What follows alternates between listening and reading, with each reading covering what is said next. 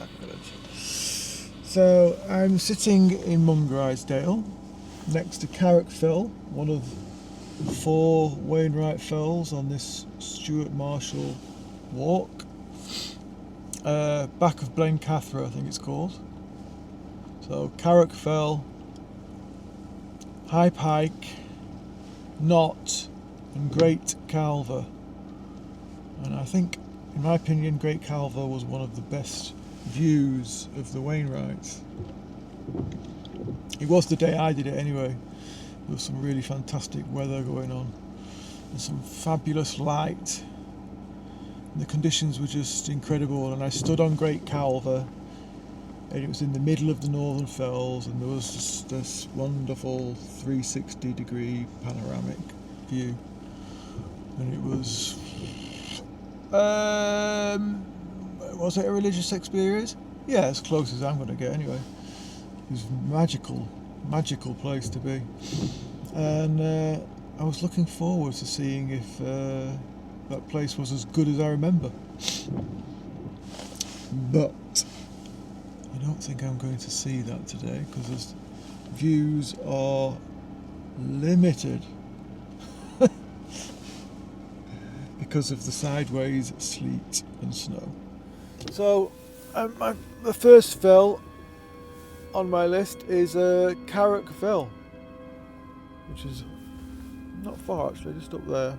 So when I've booked up the courage, I will make a move and head up there.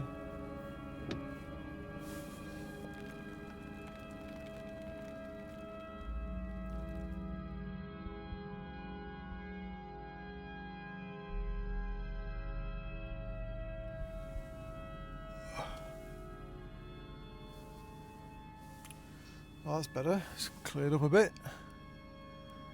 Amazing.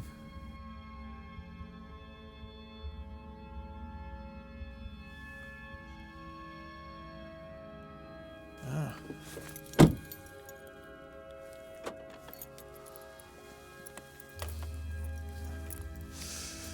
Okay, so amazing.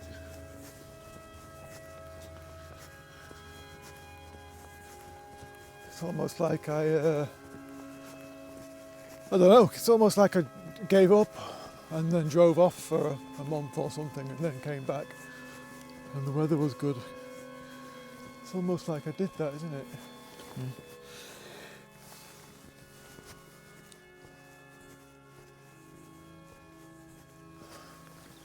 Finally, the walk can begin. So, Carrock Fell is the first fell of the day, first of 4, and it's not far actually, it's just up here. I've just got to kind of get up this cliff. This is a Matt Does Mountains interpretation of Stuart Marshall route, obviously. So obviously there's going to be cliffs involved, bogs and all kinds of obstacles, all part of the fun.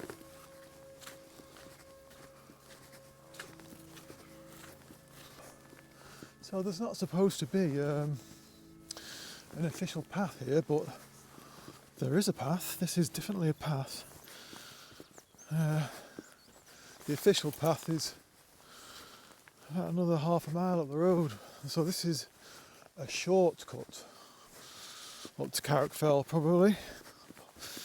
I say probably. It's supposed to be. But so far it's clearly a defined kind of path.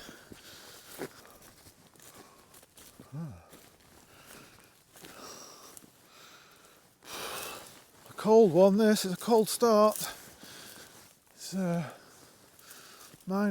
when I left my car down there, but I'm not going to be cold in a bit. This is quite the assault course at the beginning, so I will warm up pretty quickly, no doubt.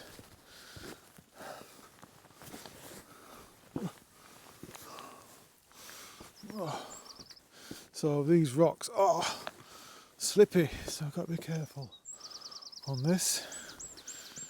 Take my time. Slowly make my way up the cliff face.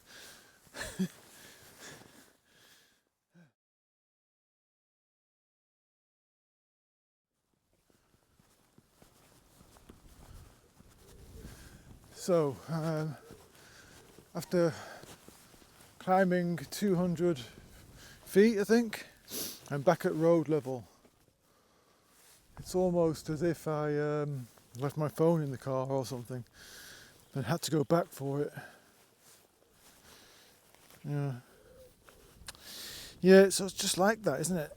So let's see if I can do this again. Third time lucky, I think this. Third time lucky. Okay, so I did find a shortcut though. This time I'm going to approach this boulder from this side.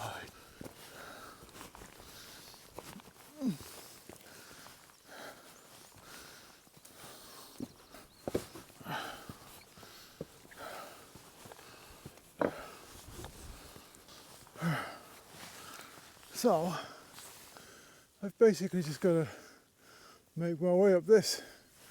It doesn't look too difficult, as long as you're careful.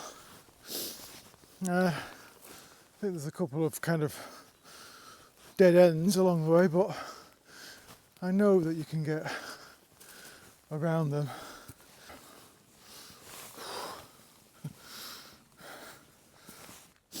I don't want to sound like your mother, but there's loose boulders with moss on them. I think it's worth a notice.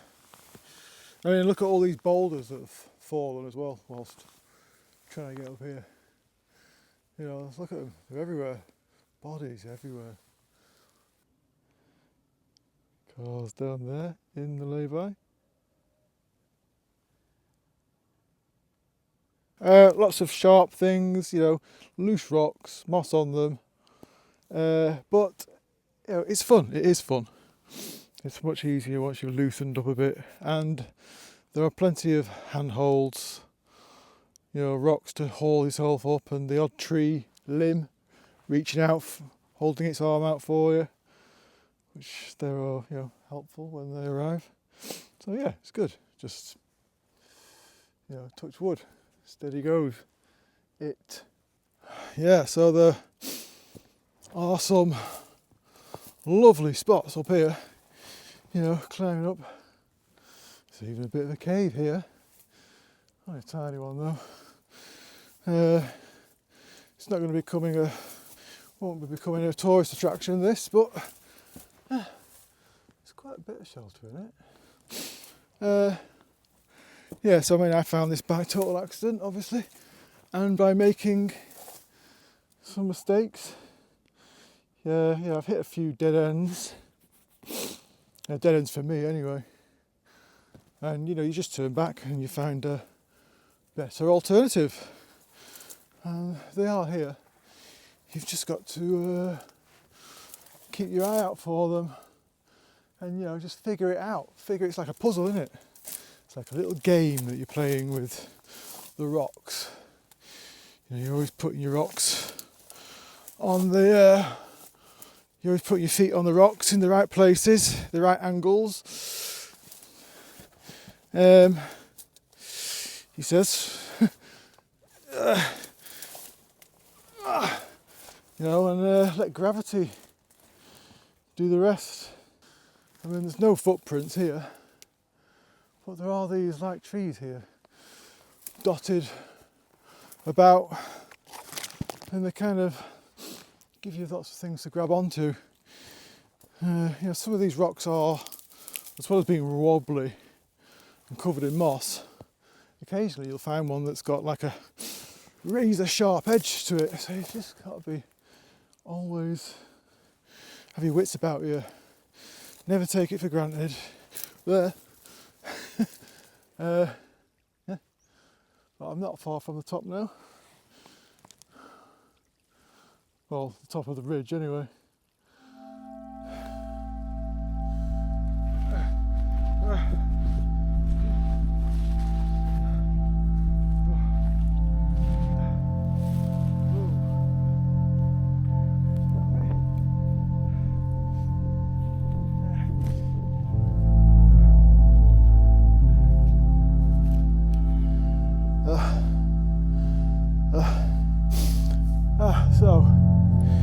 I've just been walking on the official path for the last couple of minutes. This is a proper path. This path has just taken life a bit more seriously, a lot more seriously. Yeah. Oh, it's kind of, this path is not renowned for being great, but man, there goes my phone. But man, it's better than that route that Stuart Marshall had me going up. I just don't get it. Some of the routes, some of the places he goes, don't make sense. It's taken probably about an hour more than it should to get up to this point. Yeah, that's how bad it is. I know I haven't even done a mile yet still, so figure it out. Use the proper path.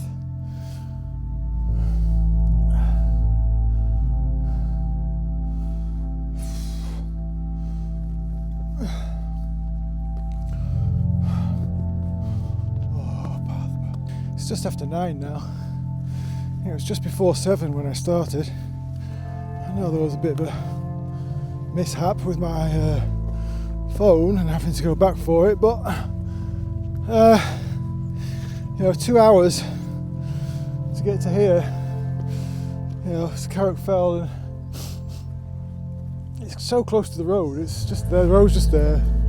Summit is just there, and it's just. Why put yourself through that?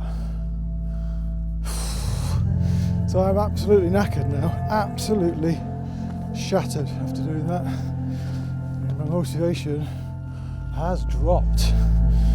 But once I get up here, I'll have a cup of tea and a packet of sweets, and I'll be reaped and raring to go again, hopefully.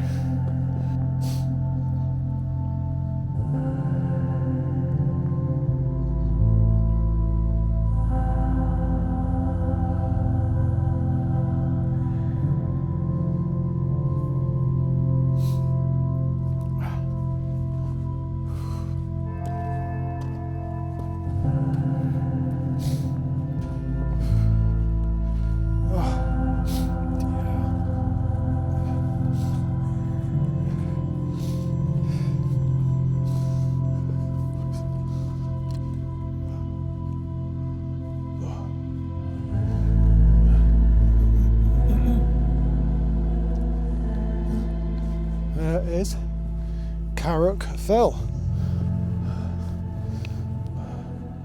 Right there, it's as close as I'm getting to it there. Carrock Fell. Yeah, it's quiet. Very quiet. There was a couple here when I arrived, but I think they were having a bit of a domestic, actually. And caught them at a bad time, but they've gone off towards High Pike and they've taken separate paths. So he's gone that way and she went up kind of that way. Maybe it'll be sorted out by the time we get to High Pike. There's a bench there so they can sit down and sort it out. It is an absolutely stunning day for it. For now, it's not going to be like this all day. But I'm looking forward to some dark, moody clouds moving in, after dinner. Keep this horrible blue sky at bay and the nuclear reactor in the sky. It's bleaching my stuff, bleaching my winter gear.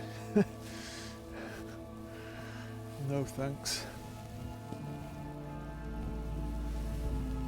I think this is probably going to be the last of the winter anyway, for me anyway.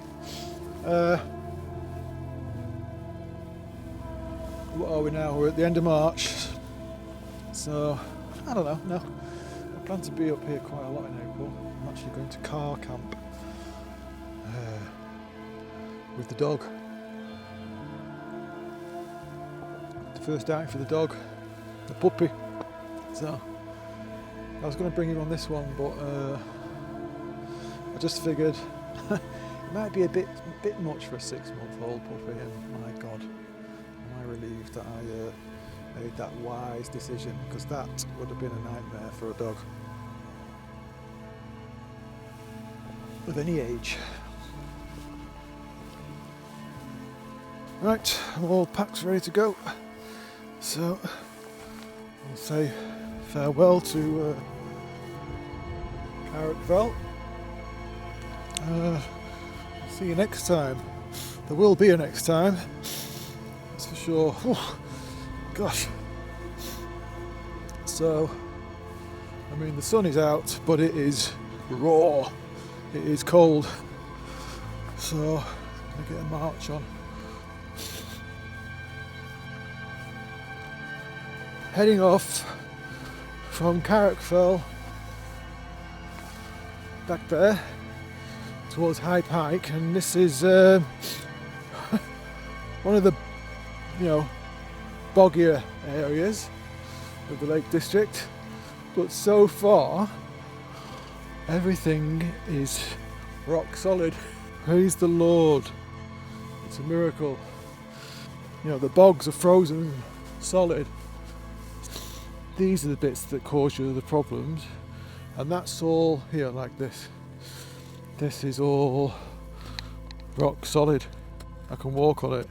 It's solid as a rock. That has answered all my prayers for this walk.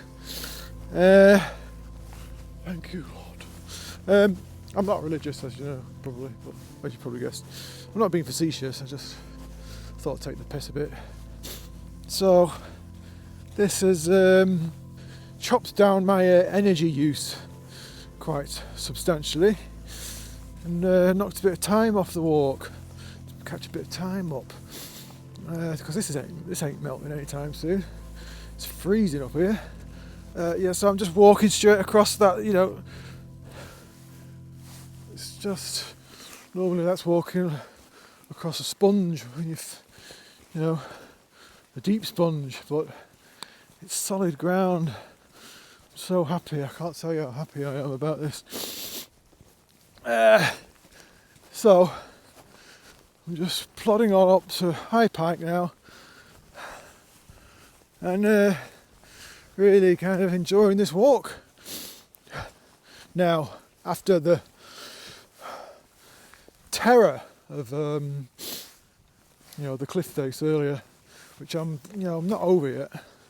I'm not over it. I might be moaning about that for a while. Okay, so my theory has just been maybe I had to go on put on ice. No pun intended.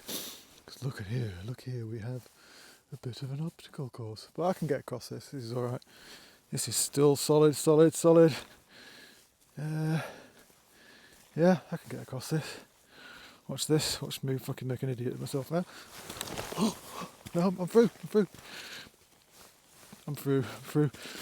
Just about. Did it. Okay, so there are some sections, but it's mostly good. It's mostly all good. Forgot what I was saying now. Stuart Marshall routes. Sometimes some of them are just stupid, in my opinion, parts of them, because there's paths nearby, and although they may look twice the distance and are twice the distance,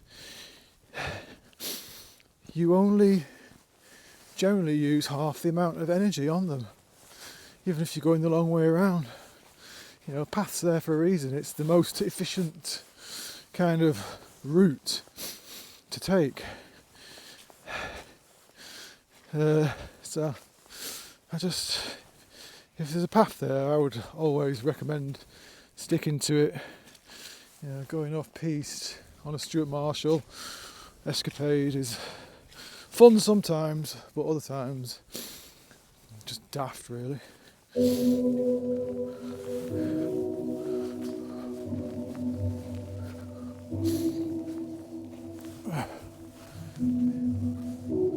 At around the halfway distance between Carrock Fell and high pike, the biting cold wind began to suck the life out of my battery power, and I began to have some technical difficulties.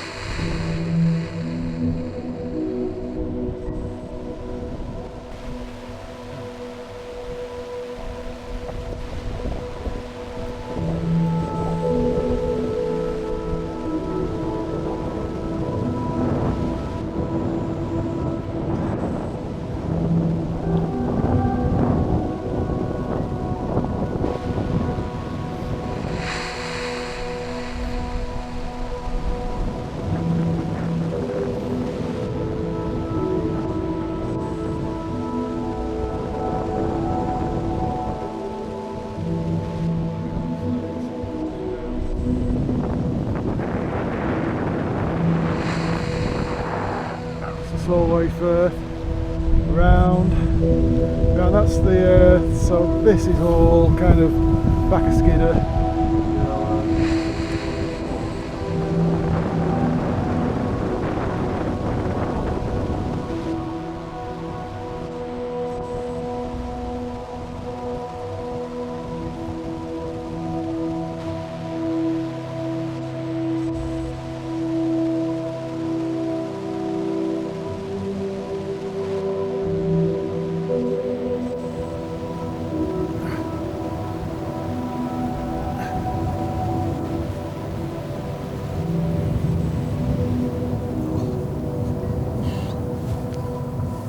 So that was High Pike, and I wasn't hanging around, trying to catch up time still. So that's 2 down, 2 to go. So in theory, I'm halfway.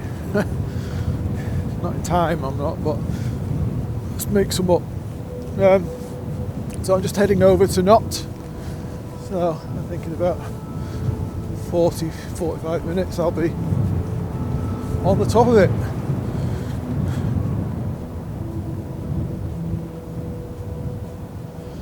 So the temperature has dropped.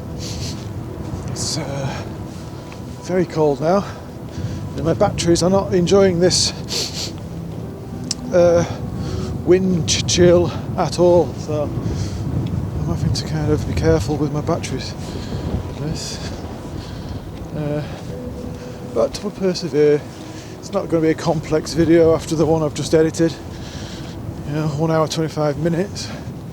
Too long for a walking film really, but I couldn't really make it any shorter, and that was for a Manchester walk, that I did twice, and it was kind of 16 miles, so twice, so there's a lot of footage, a lot of things to see, a lot of things to talk about. So 125 minutes it is. So this one's going to be a bit more simplistic, shall we say, minimal.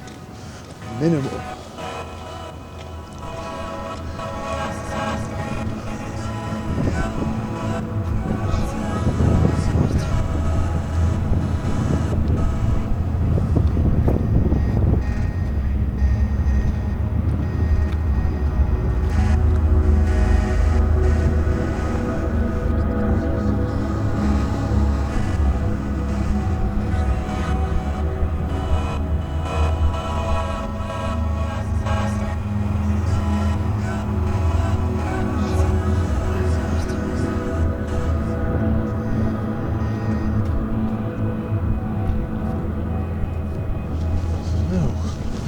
Lingy Hut is on this route after all. I'm a bit confused. I didn't think it was on this road map. The map does mountains route, unless I've copied his map down wrong. That's it there, it's Lingy Hut.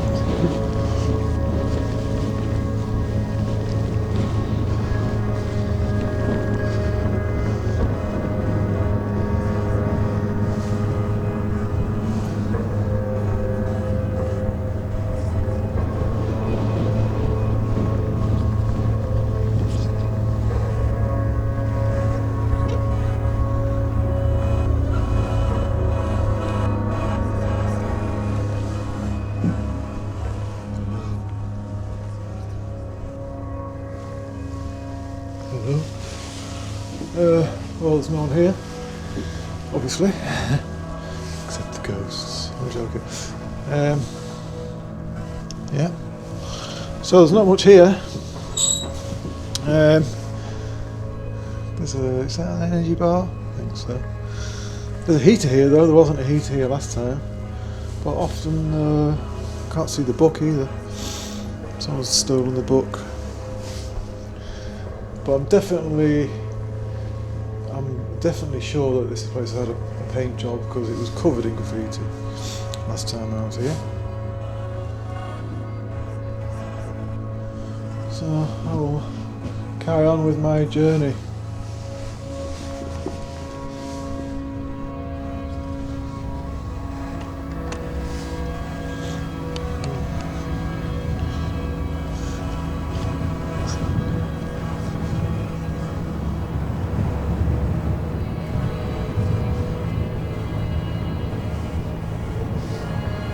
Lingy Hut.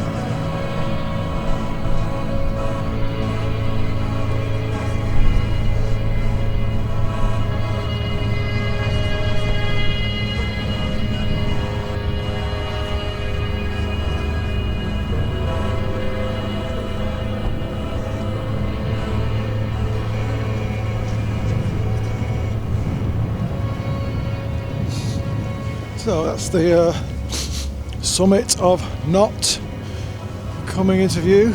More than coming into view, it's about 300 metres away. So just this last little trudge up there.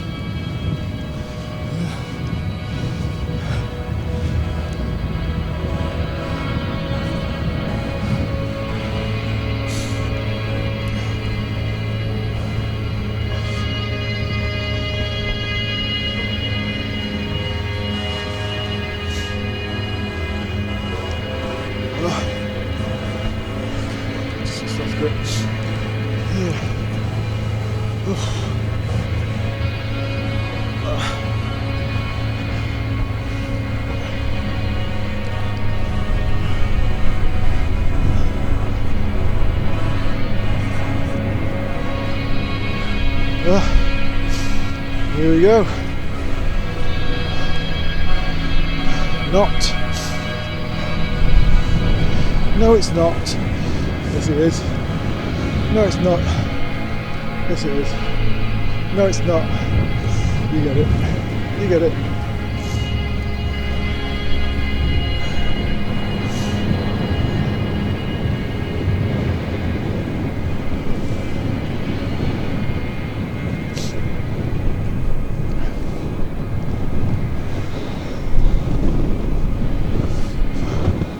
So that was Knott. and I didn't hang around because somebody showed up. And I hate talking on camera when there's people about. I hate talking on camera anyway, but yeah, that was not. Yes, it was. It's not. Yes, it was. So now, my aim is over here, Great Calva,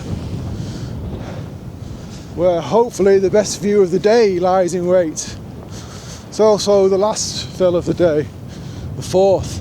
So let's get over there. Let's get over there.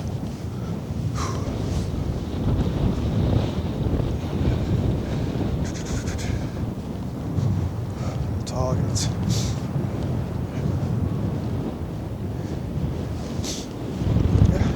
You can from here you can see how much smoother Blencathra and Skidder are from the other fells in the other areas of the Lake Districts. Yeah, Skidder's the oldest. These fells are the oldest in the Lake District, I think. Been here a lot longer than the other ones, the Scar fells, which are all, obviously newer and more jagged and rougher. These have been weathered and eroded and smoothed off much more.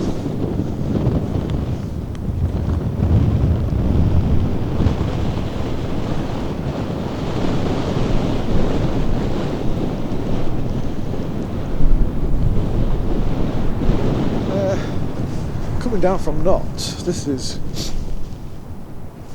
quite a big drop off actually. It's bigger than I remember. So Great Calva is looking like a bit of a slog from down here. I don't remember it being too bad. My knees are a bit on the achy side though today. Can't blame the climbing at the beginning of the walk solely for that. I do think the time is fast coming for me to invest in a set of hiking poles, I think. Preserve the knees. It's definitely going to happen this year.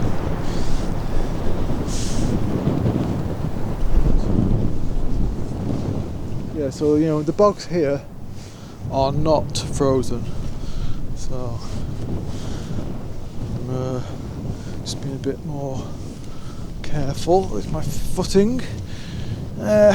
But this is the last bit of it now.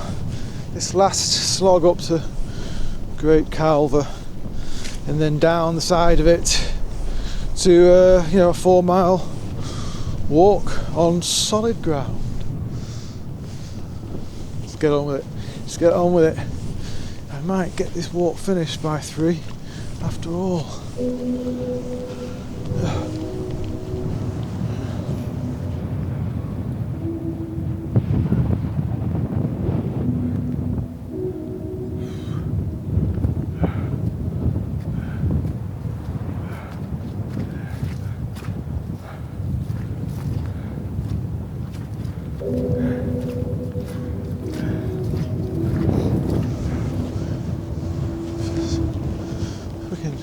Skidder's almost disappeared. Look at the state of it. It's gone.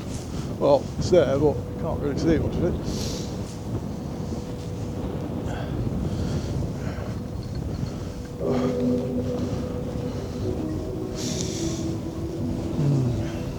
Not far now.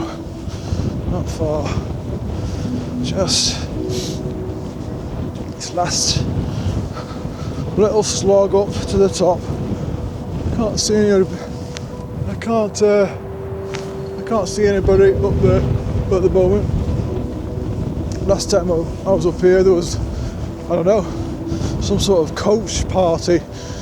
There's a couple of dozen people up here, but thankfully it looks a lot quieter today.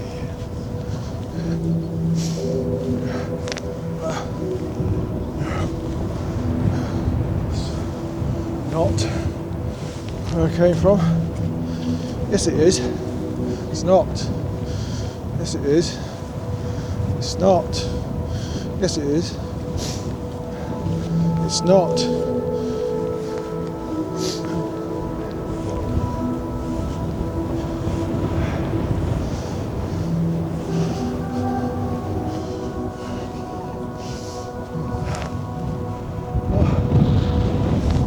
Oh, it's cold now. Gosh, it's freezing.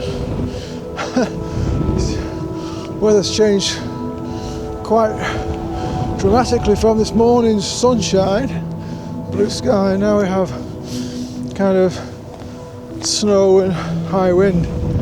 But here is Great Calva, and I have it all to myself, I think. There it is.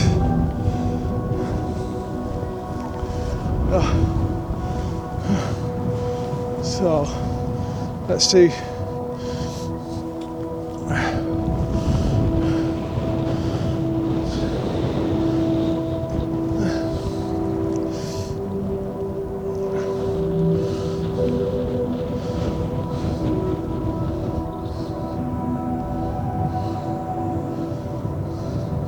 So, earlier I said that the view from here was arguably the best that I saw on my Wainwrights journey. When I did all the rounds, when I did all the Wainwrights first time around, I said this was one of the very, very best views, and it was. But today it's looking a bit uninspiring, I have to say. I have to concede it.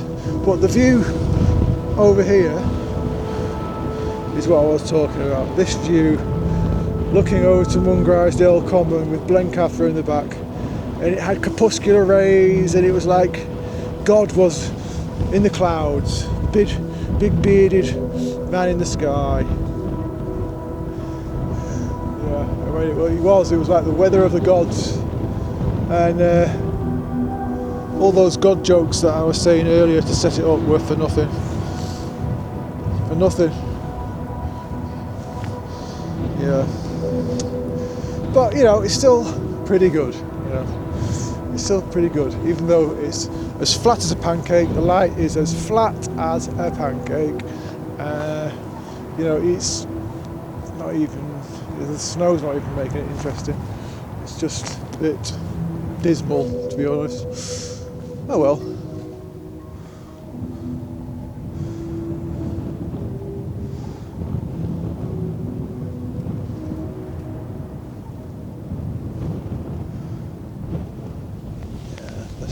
This was it here. Oh well, never mind. I'm sure you can understand. It just goes to show you how much of an effect that the weather conditions have on the view, on the landscape. It's all about the weather conditions, really. 50% of it. Right, I'm going to head off down here and make my way back to the car, which is about, well, once I get down to the bottom of this, it's 4 miles. So still quite a long walk to go. Let's get on with it.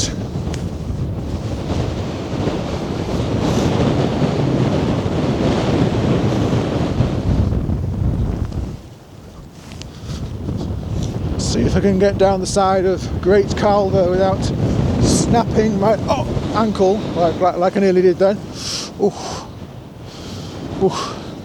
These boots have taken a beating today, an absolute beating. They are covered in scratches. I have to give them some tender loving care when I get home. Wax them up again.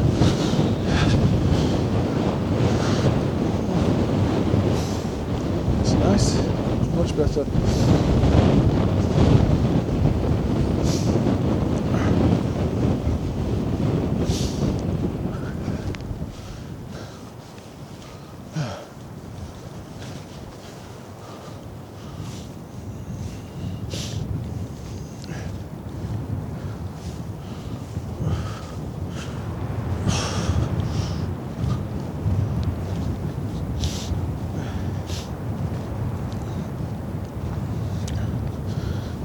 Yeah, the light is trying to do something. You know, when I caught it last time, I just caught it on a very kind of extra special day, obviously. But I still think that looks great. You know, and when I say, you know, godlight, as it were, I do think sometimes, you know, in photography, a bit too much of that is not a necessarily good thing. You know, all the corpuscular rays and all that stuff. I like things kind of minimal and understated, shall we were, you know, not showing off so much. You know, sometimes light can show off. It looks great, it's great to look at, but if you're trying to find something that makes your, you know, belly go yummy at the image, then, you know, I like a bit less is more sometimes. Less is more.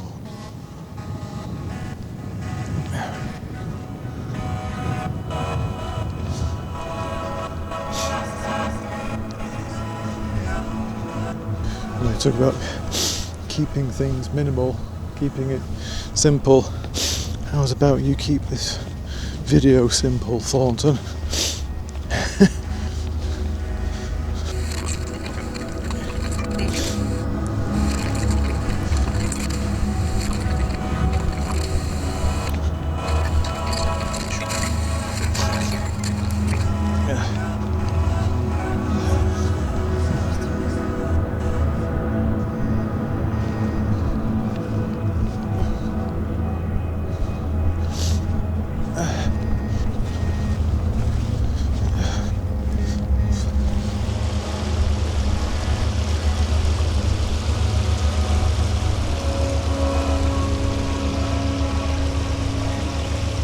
I am at the base of Great Calva, and I've just now got a 4-mile road walk. Well, half of it's on the Cumbria Way actually. Path, 2 miles on the path, 2 miles on the road. So, yeah, but on the home straight.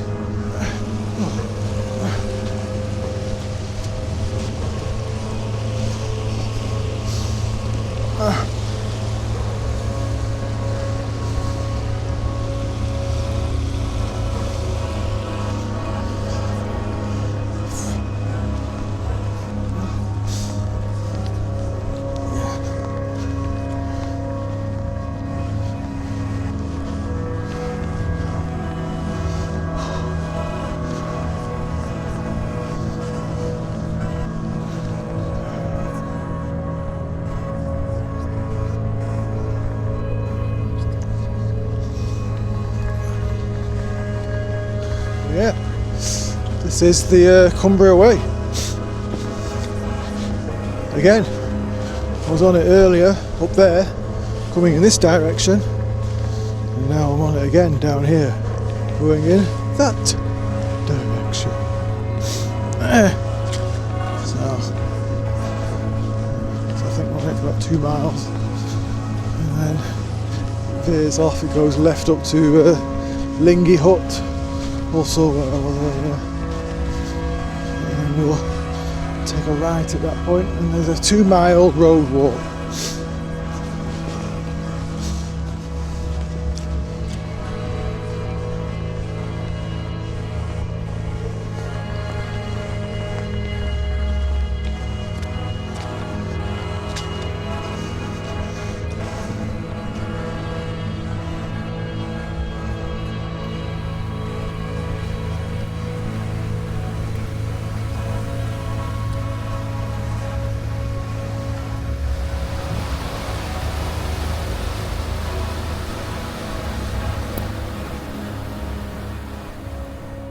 Less than a mile to go now. I'm back at the car, and this walk is very straightforward if you stick to the paths and don't waste time on cliff faces and boulder fields. If you stick to the path, it's a really easy going, kind of long but very doable walk. You know, I think you can even do it with a bit of an injury niggle or something like that, carrying a bit of a niggle, you could still do it, because it's it's fairly leisurely. There's a few pulls, but they're kind of gradual, and I'm feeling pretty good. I'm nearly, I'm 13 miles in nearly, and I'd feel even better if I hadn't done that cliff face at the start and wasted the best part of 2 hours on it, Oh well, it's done now. I'm glad I did it that way, because it needed to be done. That was the task at hand. It was the task I set myself, and it's done.